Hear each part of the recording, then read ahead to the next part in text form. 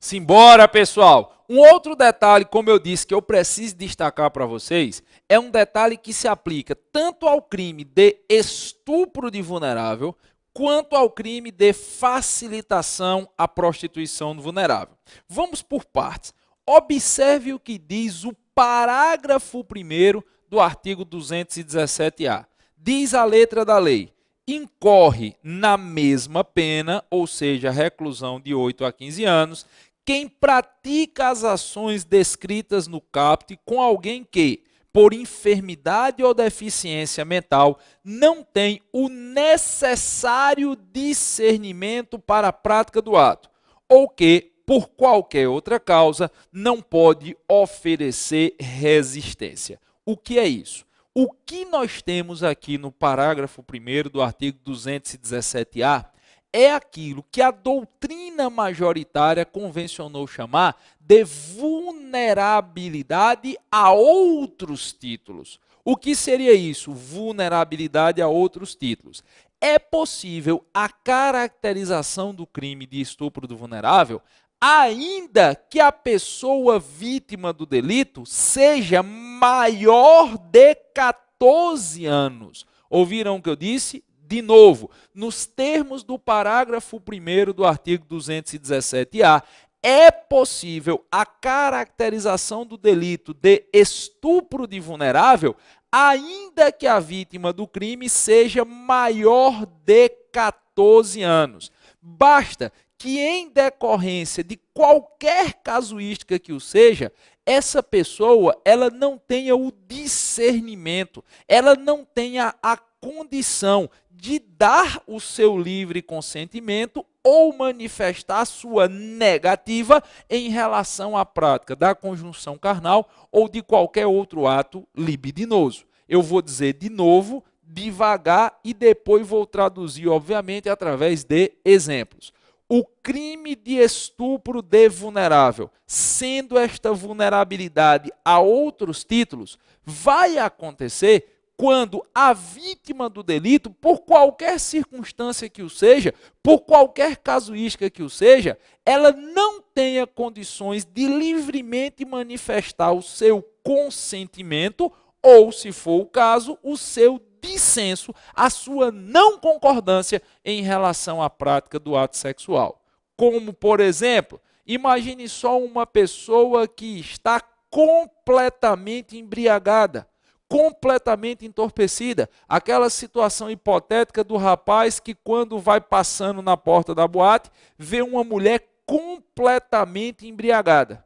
E aí ele se aproveita do fato da vítima não ter nenhuma capacidade de resistência e pratica com ela ato sexual. Nesse caso, este indivíduo incorrerá também no crime de estupro do vulnerável. A moça pode ter 30 anos de idade.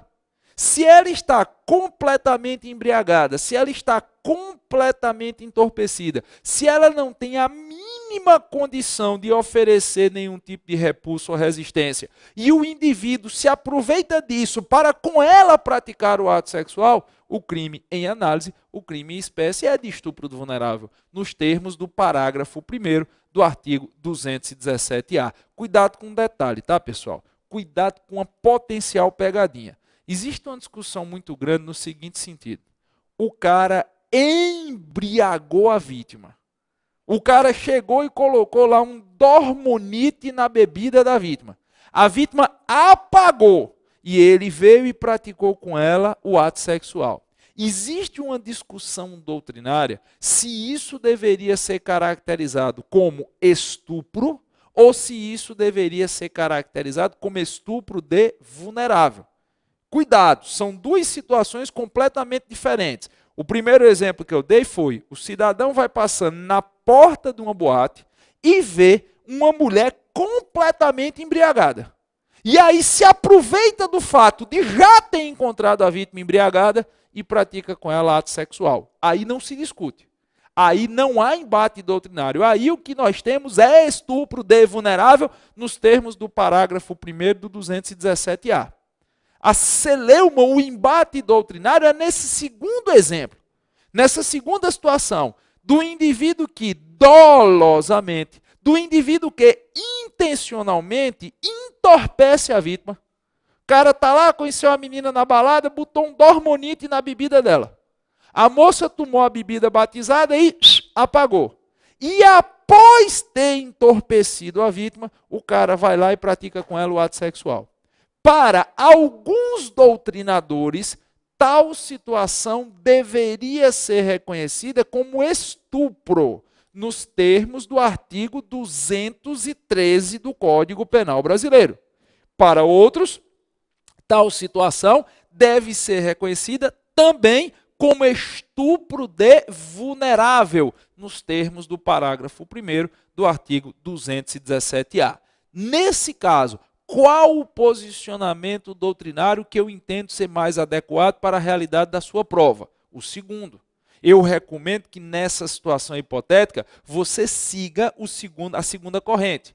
Você, ao se deparar com um caso concreto do indivíduo que intencionalmente gerou o entorpecimento da vítima, já desejando, já objetivando, já querendo praticar com essa vítima o ato sexual, eu recomendo que você entenda que isso também caracteriza-se como estupro de vulnerável.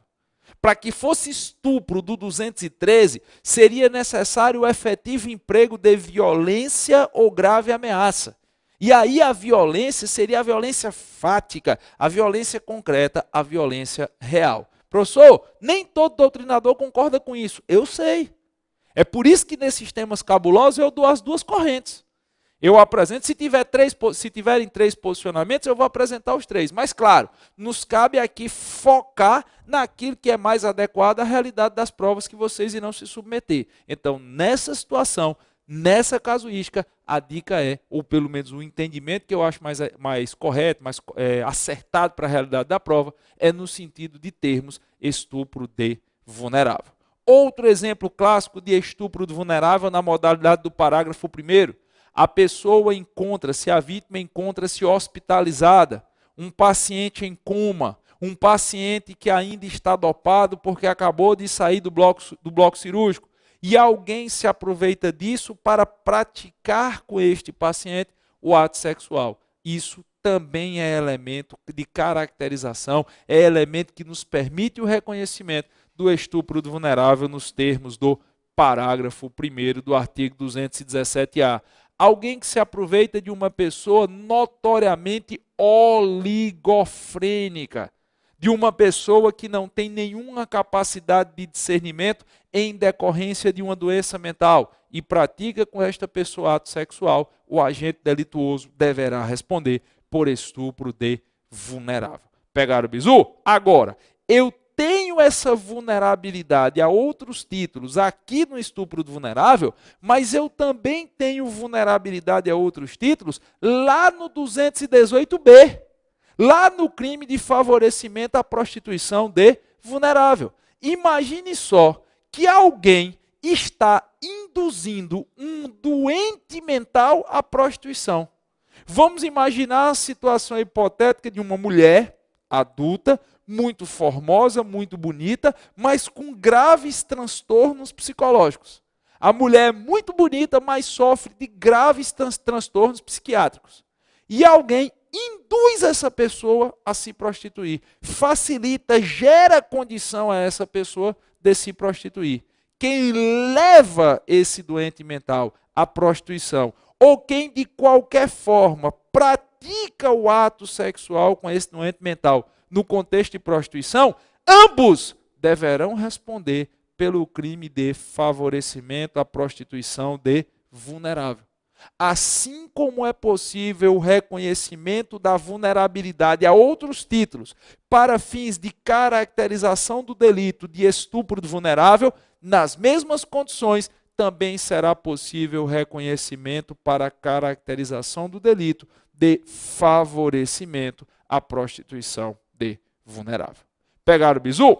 Agora, eu gostaria de cumprir uma promessa que eu fiz a 2 alunos de 2 locais diferentes do Brasil, que eu adoro, são 2 cidades que eu sou apaixonado, e que me fizeram exatamente a mesma pergunta lá, através da sua mensagem. Eu até decorei o nome dos alunos e decorei o nome da cidade de onde eles nos acompanham. Queria até aproveitar e mandar um abraço para os 2.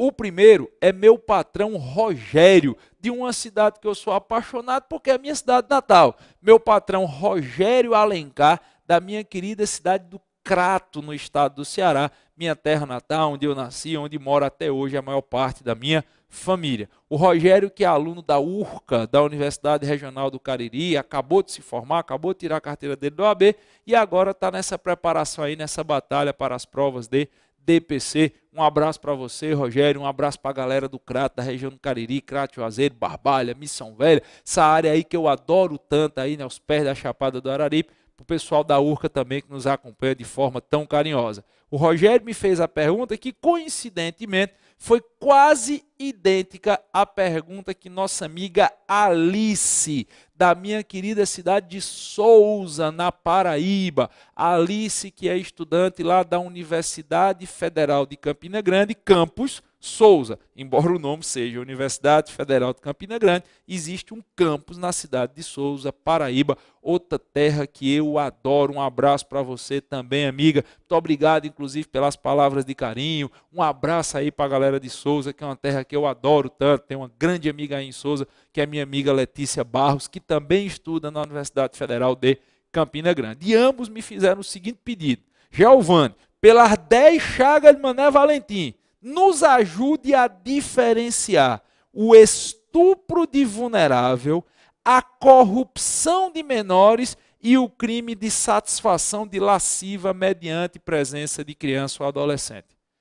Os 2 alunos, acredito que não se conheçam, curiosamente tiveram a mesma dúvida que, na verdade, ao longo desse tempo de sala de aula, eu percebo que é dúvida de muita gente. Tem muita gente que não sabe o que seria o estupro do vulnerável, enquanto diferenciá-lo, óbvio, do crime de corrupção de menores, que está no artigo 218 do Código Penal, do crime de satisfação de lascívia mediante presença de criança e adolescente, que é o 218A. Então, o que é que nós vamos fazer? Eu vou pedir a vocês que, nesse momento, peguem aí de novo o vadimeco, abram o Código Penal e observem inicialmente o artigo 218, que diz que caracteriza crime de corrupção de menores induzir alguém menor de 14 anos a satisfazer a lascívia de outrem. Pena, reclusão de 2 a 5 anos. Se você for lá para os compêndios de medicina legal, mais especificamente se você for mais uma vez para a grande obra do mestre Genival Veloso França, que tantas e tantas vezes ao longo do curso eu a ela fiz referência, e você estiver analisando lá na parte das vocações sexuais, das patologias sexuais, o que seria lascívia, você vai ver que França define lascívia como desejo, o afã incontido, que pode se manifestar de várias formas, inclusive através do voyeurismo. Aí o cara, como é, professor, diga de novo e devagar, vou dizer. Segundo Genival Veloso França, lascívia é o desejo, o afã sexual incontido. É aquele desejo sexual que faz com que a pessoa vá além do que é razoável e do que se espera de uma pessoa de bom senso. E essa lascívia ela pode se externar de várias formas. Veloso França dá no livro dele o exemplo de uma pessoa que se masturba dentro de um coletivo. O cara tem uma lascívia, um desejo sexual tão grande que ele pratica o ato de se masturbar dentro de um coletivo na frente de um bocado de gente. Ou ele dá o exemplo da pessoa que não se controla e resolve praticar o ato sexual com outra pessoa em um estabelecimento comercial, em uma praça pública. De vez em quando aparece aí na internet, nos WhatsApp da vida aí, essas imagens de gente que estava transando durante o dia em praça pública, em parada de ônibus, dentro de transporte coletivo. Isso é uma forma de se externar a lascívia. Mas existe também as lascívias que são externadas através do voyeurismo. O que seria o voyeurismo para quem não estudou isso em medicina legal? São aquelas pessoas que conseguem satisfazer total ou parcialmente o seu afã sexual apenas pela observação de cenas, de situações ou de pessoas em circunstâncias eróticas, em circunstâncias sexuais. Nós vemos muito na internet também o pessoal comentar sobre esses sites onde a galera fica assistindo, ou mulheres que estão ao vivo tirando a roupa. Isso é uma forma de voyeurismo. Ou então um indivíduo que sente prazer em observar outras pessoas praticando o ato sexual. Isso é voyeurismo. Pois bem, imaginemos a seguinte situação hipotética. Imaginemos que alguém induza uma pessoa menor de 14 anos a satisfazer o desejo sexual de outrem. E, no contexto da satisfação dessa lascívia, do desejo sexual de outrem, o outrem efetivamente realize conjunção carnal ou outro ato libidinoso com menor de 14 anos. Nesse caso, quem praticou o ato com menor de 14 anos e quem induziu o menor de 14 anos a transar, os dois responderão por estupro do vulnerável. Isso eu já expliquei, isso eu faço questão de repetir. Cuidado, viu? Cuidado para você não querer tipificar essa conduta de quem induz um menor de 14 anos a efetivamente transar com alguém. Cuidado para você não querer tipificar essa conduta como corrupção de menores. Não é corrupção de menores. Na corrupção de menores, seria necessário que o indivíduo induzisse o menor de 14 anos a satisfazer a lascívia por voyeurismo, sem a efetiva prática da conjunção carnal ou de outro ato libidinoso. Em outras palavras, o cidadão chega e diz para a pessoa: fulano, convença aí aquela menina que tem 13 anos de idade a me mostrar suas partes íntimas. Isso é uma lascívia. Isso é um desejo sexual. Isso é um afã. Uma pessoa de bom senso, uma pessoa razoável, não vai querer olhar a parte íntima de uma menina de 12, 13 anos de idade. Mas, infelizmente, existe isso no meio do mundo. Aí o cara chega para o outro e diz: ó, convence aquela menina ali, que tem menos de 14 anos, a me mostrar suas partes íntimas. Aí o cara vai lá, induz a moça se aproxima do outro e levanta a saia, tira a roupa íntima e mostra as partes íntimas. Ninguém toca na menina.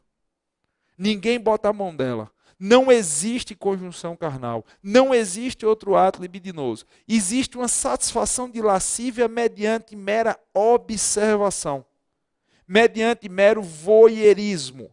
Neste caso, nessa situação, o terceiro que induziu alguém a satisfazer a lascívia de outrem, ouviram o que eu disse? O terceiro que induziu alguém a satisfazer a lascívia de outrem responderá nos termos do 218.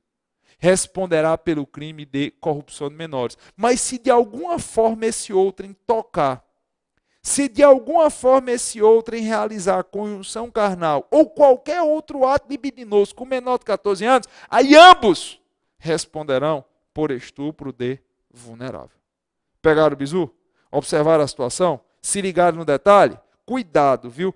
Para que você caracterize a corrupção de menores, é necessário que o indivíduo esteja induzindo um menor de 14 anos a satisfazer a lascívia de outrem, mas que não exista o efetivo contato físico. É por isso que a gente fala satisfazer a lascívia mediante voyeurismo. Se existir o efetivo contato físico, esqueça o 218. Nós vamos tipificar a conduta dos dois nos termos do 217A, nos termos de estupro de vulnerável. Beleza? E o 218A diz satisfação de lascívia mediante presença de criança ou adolescente. Olha o que diz a letra da lei. Praticar na presença de alguém menor de 14 anos ou induzi-lo a presenciar conjunção carnal ou outro ato libidinoso, a fim de satisfazer lascívia própria ou de outrem. O que seria isso? Vamos supor que o cara chegue e tenha a tara, tenha o desejo incontido, a lascívia, de transar na frente de alguém de 10 anos de idade. A tara do cara não é transar com a pessoa que é menor de 14 anos. A tara do cara é transar na presença da pessoa que é menor de 14 anos.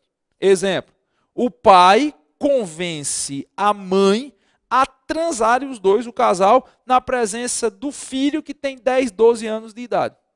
Ambos, o casal, responderão pelo delito de satisfação lascívia na presença de criança ou adolescente, na presença de menor de 14 anos. Agora, cuidado, eles não podem em momento algum tocar na criança. Eles não podem em momento algum trazer a criança para a prática do ato sexual, porque aí seria estupro do vulnerável. Aqui o crime é caracterizado pela simples conduta de se realizar o ato sexual na presença de criança ou adolescente. Claro, em relação aos menores de 14 anos. Criança, todos adolescentes, mais de 12, menor de 14, nesse caso. Se porventura for efetivamente praticado o ato sexual, ou foi induzido o menor de 14 anos a presenciar o ato sexual, nesse caso, quem pratica ou quem induz a presenciar responde por satisfação da lascívia na presença de criança ou adolescente. Se o cara pega e senta o filho dele, de 13 anos de idade, numa cadeira e diz: meu filho, eu vou lhe ensinar o que é transar. E o pai transa com uma mulher qualquer na presença do filho de 13 anos, os dois, o pai e a parceira dele, respondem pelo crime do 218A. Pegaram o bizu? Novo de loja? Prestaram atenção no detalhe? Então, cuidado nessa diferenciação. Se no meio lá os caras forem pegarem o menor de 14 anos para participar do ato, aí já cai na figura do estupro de vulnerável. Beleza? Só um detalhe para encerrar isso aqui, pessoal. É bom vocês não confundirem o crime de corrupção de menores do 218 do Código Penal com o crime de corrupção de menores que tem no ECA, que tem no Estatuto da Criança e do Adolescente, lá na Lei 8.069/90. Tem muito aluno que me pede para comentar sobre o crime de corrupção de menores, aí eu respondo na pergunta: qual dos dois?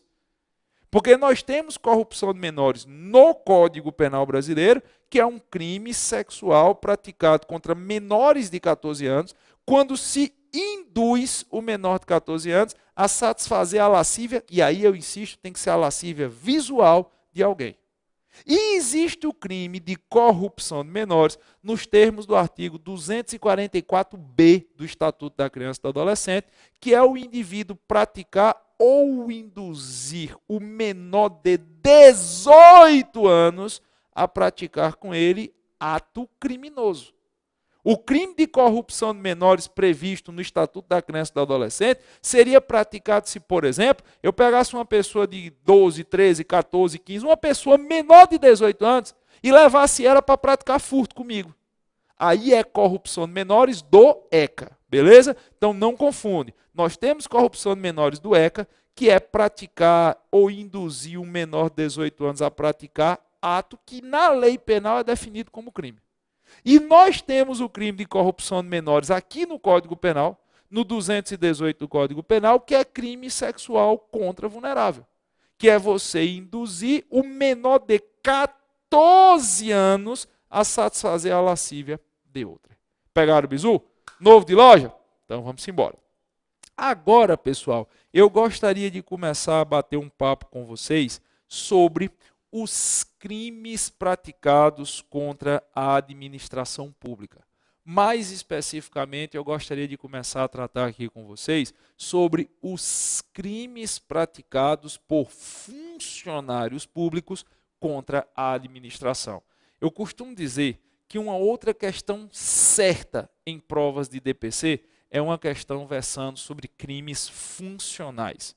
Eu não podia deixar o nosso curso terminar sem explicar para vocês, sem comentar com vocês, pelo menos aqueles crimes funcionais mais comuns, mais relevantes, de maior incidência em provas de concurso. Só que, se eu vou começar a tratar dos crimes funcionais, ou seja, dos crimes praticados por funcionários públicos contra a administração, que são crimes que estão tipificados no Código Penal, a partir do artigo 312, Mais especificamente, os crimes funcionais, eles estão tipificados do artigo 312, que é o crime de peculato, até o artigo 326, que é o delito de violação de sigilo de concorrência ou asta pública, que para muitos doutrinadores, inclusive, esse artigo de lei nem é mais aplicável, o 326, porque ele teria sido revogado pela lei de licitações. Mas aí, pelo menos em tese, do 312 ao 326, nós temos os chamados crimes funcionais, os crimes praticados por funcionários públicos contra a administração. E alguns desses crimes se destacam. Alguns desses crimes são extremamente relevantes na sua preparação, como, por exemplo, o crime de peculato, o crime de concussão, corrupção passiva, o delito de prevaricação. Todos esses crimes você tem que estar muito ligado, você tem que estar muito atento. Todavia, se eu vou começar a tratar com vocês sobre crimes funcionais, a primeira coisa que eu preciso analisar é, obviamente, o conceito de funcionário público para fins de direito penal. Se eu acabei de dizer que eu vou analisar os crimes praticados por funcionários públicos contra a administração, presume-se que, antes de mais nada, eu seja capaz de identificar quem, no âmbito do direito penal, pode ou não ser tratado como funcionário público. E aqui eu preciso abrir um primeiro parêntese. Em que pese eu saber que no direito administrativo, para muitos doutrinadores inclusive, esse termo e esse conceito, funcionário público, é um conceito hoje um tanto quanto considerado ultrapassado, um tanto quanto obsoleto. Para muitos, o conceito de funcionário público teria sido substituído pelo conceito, em maior escala, em lato sensu, de agentes públicos e agentes políticos. Outros diriam que o que nós antigamente chamávamos em direito administrativo de funcionários públicos, hoje deveriam ser chamados simplesmente de servidores, mas eu não vou entrar nessa discussão de direito administrativo. Eu vou apenas afirmar para vocês que, no âmbito do direito penal, e mais especificamente o que me interessa nesse momento, para fins de caracterização de crimes funcionais, o conceito de funcionário público não é só um conceito válido e aplicável, como também é um conceito taxativamente previsto no Código Penal.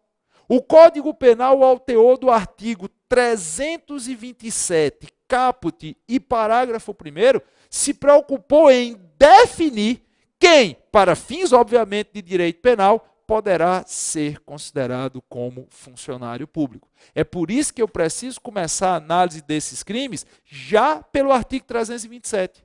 Nós já precisamos pegar de trás para frente. Nós já precisamos sermos capazes de reconhecer quem danado é que pode ser chamado de funcionário público no âmbito do direito penal. E aqui eu vou abrir um segundo parêntese.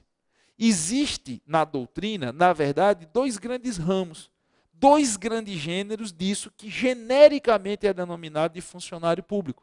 A doutrina admite que nós temos os chamados funcionários públicos propriamente ditos, que são estes definidos ao teor do caput do artigo 327. Você pode até pegar um lápis, uma caneta e puxar uma setinha do caput do artigo 327 e escrever do lado: funcionários públicos propriamente ditos, e nós teríamos, ou nós temos, os chamados funcionários públicos equiparados ou funcionários públicos por equiparação, que são estes disciplinados ao teor do parágrafo 1º do artigo 327.